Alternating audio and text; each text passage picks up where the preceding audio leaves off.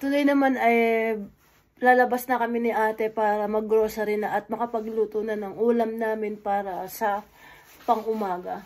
And balak sana namin pumunta ng Katayan ngayon kasi Sabado ngayon, di ba?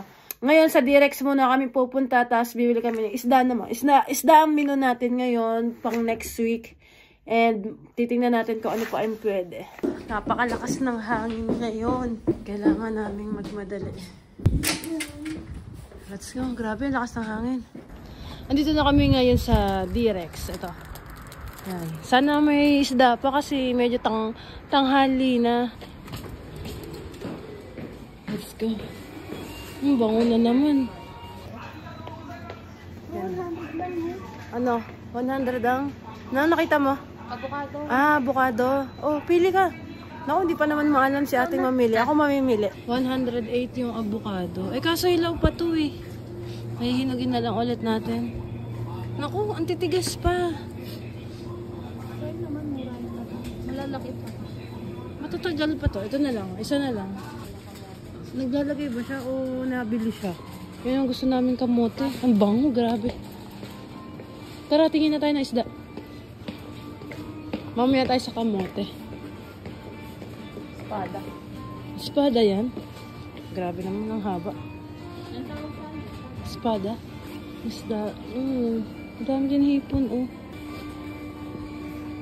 Dito sa Direx kasi mas marami yung isda na hindi frozen. Ayun, ano yan? Mas maraming isda dito na hindi frozen. Parang galunggong na. Parang alumahan. Alumahan. Alumahan. May hipon din, oh. Shrimp. Oh. Out of cart na yan. Ito ipapakita ko kay ate kasi 1,000 yan lang. 5 na. Ito, bihira lang to eh. Tingnan mo to. 1,000. 5, malalaki. Ay, oo, sige. Gusto mo to? Jackpot tayo. Or hanap ako ng... Hindi naman siya frozen, di ba? Yan, hanap. Taba, oh. Ah, gusto mo ito? Ano na lang? Sinigang na. Malaki, di ba? Oo, ang laki. Buntot. Yan na lang. Ano yan? Gataan. Ah, magagataan ka? May ano naman dun eh. May yung bigay ni Ate Reyna na kamyas. Oh, sige. Pang ginataan. Ito ay parang tuna, ano? Oo. Magkano? 700. For the fish tayo. For the fish. Dala tayo. Ito naman, mura din. 380 isang buo. Kaso, hindi naman namin alam kung anong klaseng ano to. Kung anong klaseng isda. Malinis na. Lalagyan na lang ng suka. Oh, sige. Sarap yan. Ano yan? Sabi ko, mas mahal yung isa. Oh. Dito na lang tayo sa tatlo. Ah, 150. Dami naming nabiling isda. Puro isda kami this week, yes. May iba naman. Ano pa? Panlahok sa isda. Tara. Panlahok naman daw sa isda. Ano kaya ang panlahok sa isda? Ano? Ah, pupunta tayo kay Lolo? Bili naman tayo ng talong. Liliit ng talong. Winter kasi. Mahal din dito, 170 yan. Ito kay Lolo ay 180. Tama, 180 kay Lolo eh. Natandaan mo? Pero malaki naman dyan. Oh, mas malaki naman. Pero okay lang din. 298 versus 170. Meron pala dito. Yan na lang. Babalik ko na lang to. Balik natin to. Kasi may malaki pala. Pwede na tayo dun sa malaki.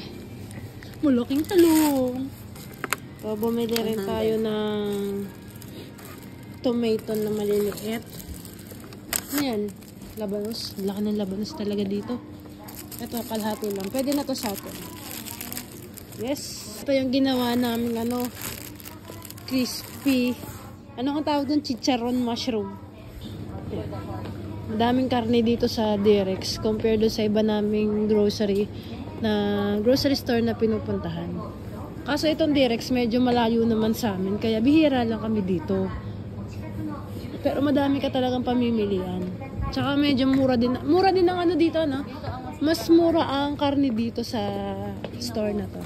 Ito, Madami natutuhan. kaya nga, ito mga tayo. Minsan doon, Mas mahal. 300, 600 ganun. Tapos yung ganyang kadami, no? Pero dito 200 plus lang. Ano ba na? Ano? Ano? Hmm? Discount? Siguro. Oo, naka-discount yan. Ito na lang, mas mura. Saka marami ang karne dito. Ito, 200 na, Pero doon sa kabila, huwag tayo mag-compare. Pero syempre, kailangan nating i-compare para makatipid tayo. Kasi itong ganito karami, nasa 6,000 na lang, 600 to ano to eh, pero dito 500 pa lang. 16. Tsaka madami. Doon hanggang 12 pieces lang. Talagang binibilang talaga namin guys yung piraso ng karne. Syempre, kailangan yun. Kailangan aware tayo sa piraso ng karne para mapamili tayo kung saan tayo bibili. Ayan, kuha din tayo ng Yakult na malaki na. Etong ganitong Yakult ay nasa 208 yan. Isang Yakult. Yan, bili daw din tayo ng spaghetti. Magkano to? 298 yan. Diba? Dami natin binibili ngayon. Para hindi na tayo lalabas sa susunod na mga araw. Kasi ang lamig. Ang carbonara. May magkakarbonara lang pala si ate. Yan, malapit na mapuno ang ating cart.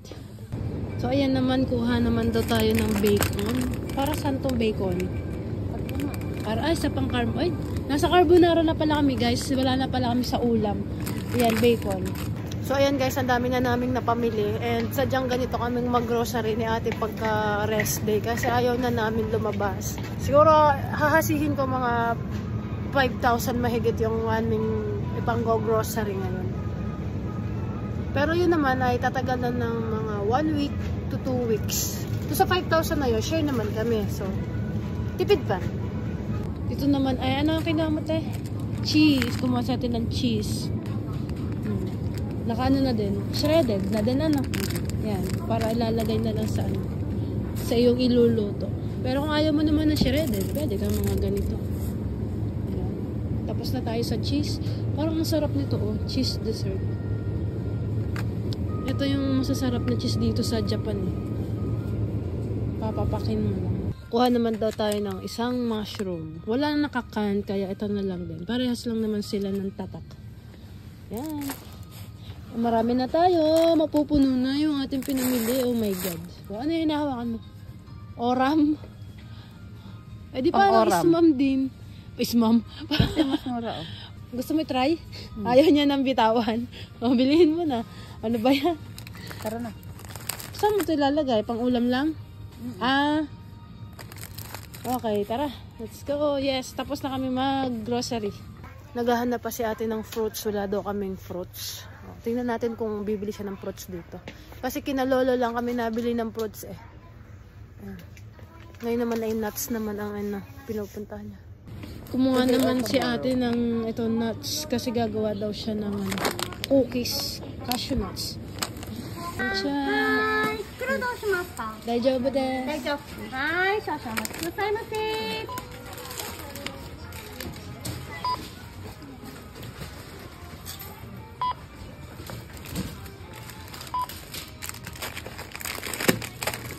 6,000. 6,163円4番です。ありがとうございます。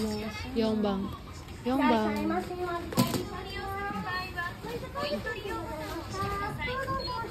Ako muna ang magbabayad. 6,000 yen.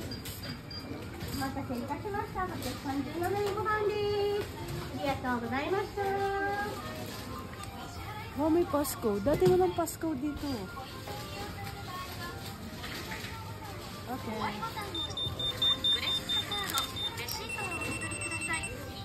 Perfect. Bigat. So,